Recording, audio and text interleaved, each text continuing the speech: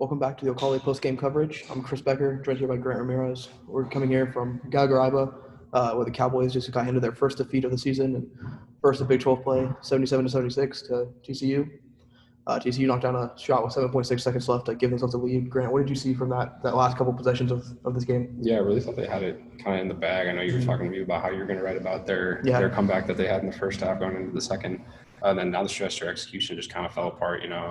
They weren't defending, they weren't getting stops. And then the offensive end, they were really sloppy and created some turnovers and weren't rebounding. So pretty much everything just kind of went wrong down the stretch. Right, yeah. Like you said, I was planning on writing the comeback.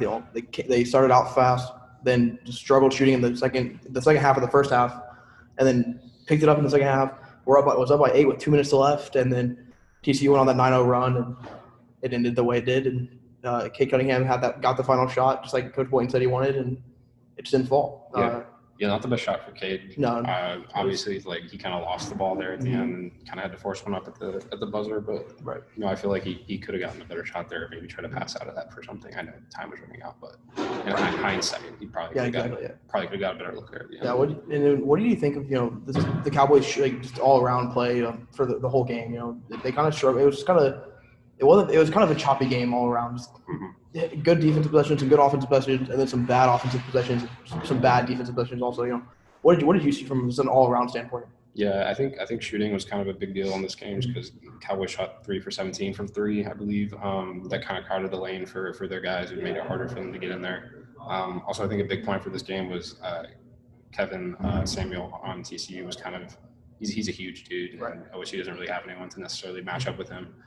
They did better early on in the second half and through towards the end of the game, but he was definitely a problem throughout the night. Just his sheer size inside, they didn't really have anyone to force him off his spot or alter his shots or anything like that. So I feel like the shooting and kind of the lack of size inside were kind of key points for this game. Yeah, the free throw shooting was definitely an issue, especially down the stretch. First half wise, they played well on the free throw line, and then second half it really cost them down the lane. 17 of 26, I think, was the final tally for the free throws for the Cowboys. They got to get better. You got to be better at free throw shooting to win games in the Big 12. Mm-hmm. Yeah, if they make their free throws, they definitely win this game. Mm-hmm. Yeah, and I know that's easy to say in hindsight, but obviously, I think that's something in every game. You have to make free throws are called free for a reason. You should be pretty consistent there. I know Rondo Walker came out at the end of the game and he shot, or after the game, and he was shooting around from the free throw line only, and yeah, how do you think they recover from this loss all around? What's next for Oklahoma State? Well, it was like I said post game. It's full 40 minutes in Big 12 play. I feel like obviously some of the more inferior opponents that they played so far. Obviously they played some good teams too, but didn't necessarily have to play good for the full 40 minutes. But Big 12 conference play, every team is good and every team is going to fight till the end. So if you don't, it's definitely going to show up on your record. So that's definitely going to be important going into Texas. They play next up, who's just a top 15 team. Right. Top 15 team in Texas coming next, and then the next 3 games are all top 15 opponents, and then 4 of the next 5 are top 15. What do you think the Cowboys have to do to make sure they don't have a game like this where they come out slow and they got to start fast against top 15 opponents, and that's something that Oklahoma State has not been very good at this year. Yeah, shooting is definitely going to have to come around for them. I think that's going to unlock a lot of stuff offensively for them if they're able to shoot the ball from the outside.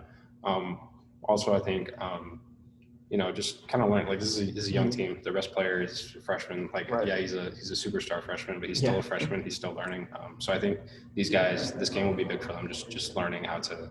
How to finish things out and kind of do some little things here and there that will kind of make the difference for them moving forward. So I think they're learning and they'll get there. I think I said it with you on the last time we did a post-game recap against Marquette. Where, I said that we're going to learn a lot about this team when they lose the first game, and it's here. And I think now against the Texas team, we're gonna learn what this team's really about and how far this team can go. So definitely be interesting to see how they react to losing. A lot of these guys haven't lost in a while. Right. Mike said Cade hasn't lost in probably over a year. I saw him after he missed a shot, he kind of stormed off the court in the locker room, knocked down a chair. So I get the frustration, but we'll see how this young team responds moving forward. All right. You got anything else? That's all I got. All right. So for the Ocala, I'm Chris Becker and this is Grant Ramirez, and the Cowboys will be back in action Sunday after this loss to TCU 77-76. Thank you guys.